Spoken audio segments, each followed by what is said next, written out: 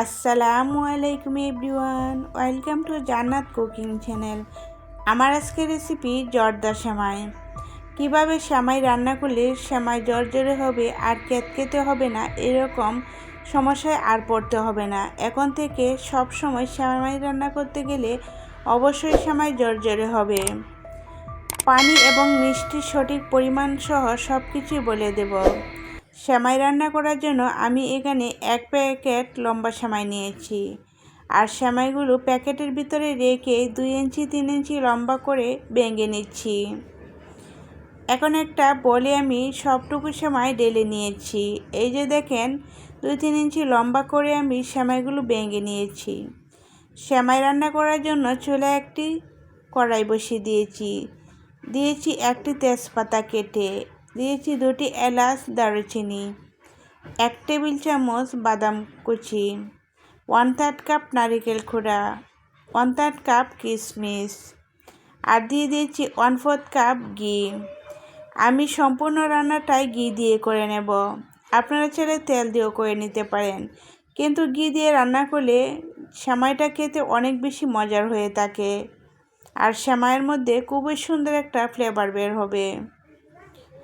অল্প আঁচে 3 থেকে 4 মিনিট সব কিছুই ভেজে নেব।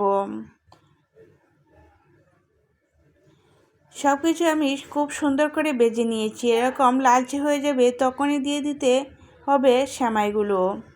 সবটুকু সেমাই আমি দিয়ে আলতোভাবে নাড়াচাড়া করে মিশিয়ে নিচ্ছি। চুলার আঁচটা অল্পতে রেখে 5 থেকে 6 মিনিট সেমাইগুলো আমি ভেজে নেব ঘির মধ্যে। অবশ্যই চুলার আঁচটা অল্পতে রেখে দিতে হবে, না হলে সেমাইগুলো পুড়ে যাবে আর সেমাই খেতে ভালো লাগবে না। এখন মিষ্টির জন্য দিয়ে দিচ্ছি চিনি। এখানে আমি 1.5 কাপ চিনি নিয়েছি।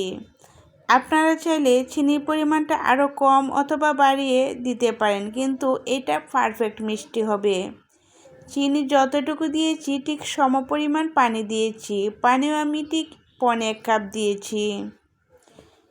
চিনিটা গলে দেখবেন অনেকটা শিরা হয়ে যাবে, আর যেটুকু পানি দিয়েছি ওই পানি দিয়ে সেমাইগুলো সিদ্ধ হবে। চুলার আঁচটা অল্পতে রেখে আমি সেমাইটুকু রান্না করে নেব। চিনির সাথে সেমাইটা আরও 2 মিনিট আমি ভেজে নিয়েছি। এখন একটা ঢাকনা দিয়ে ডেকে চুলার আঁচটা একদম অল্পতে রেখে 10 মিনিট রান্না করে নিয়েছি। এখন দিয়ে দিচ্ছি 1/4 টিস্পুন লবণ। লবণটা দিয়ে আবারও একটু নাড়াচাড়া করে মিশিয়ে নিচ্ছি।